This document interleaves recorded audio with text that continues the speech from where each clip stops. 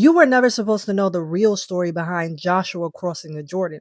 Because once you understand it, you stop reading scripture as religion and you start reading it as a map of consciousness. Joshua was not just taking people into a land. He was showing you what happens when the human vessel is finally ready to stop being governed by survival. You see, Moses was the version drawn out. Joshua was the version that crossed over. Rahab was the hidden wisdom inside of the stronghold. Only a few of you are going to get this. The ark was divine presence leading the body, and Jordan was not just water. It was the threshold where the body had to agree with what the spirit already knew. Sound familiar? Sound familiar?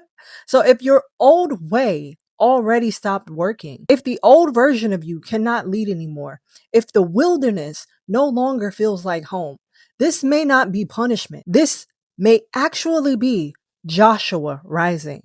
The church taught you the surface of Joshua, but the body knows the deeper meaning. Because Joshua 1 through 3 is not just about Moses dying, a new leader rising, or spies going into Jericho, or Rahab hiding them, and Israel crossing the Jordan River. This is an actual map of what happens after the wilderness.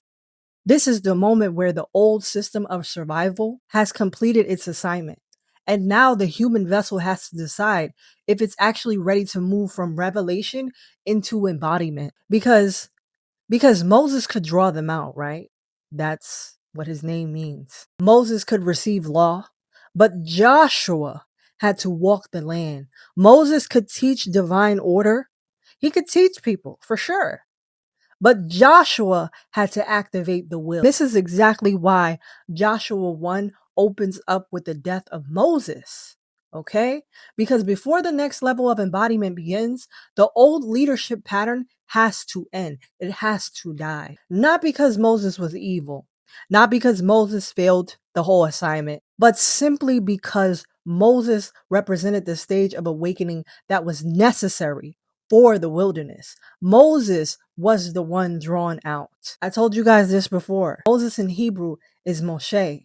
It's connected to the meaning drawn out. He was drawn out of the water. And spiritually that matters because Moses represents the part of consciousness that God draws out of unconsciousness, out of programming, out of bondage, out of programming, out of Egypt, out of Mitzrayim, the narrow place. Because that's what Egypt means.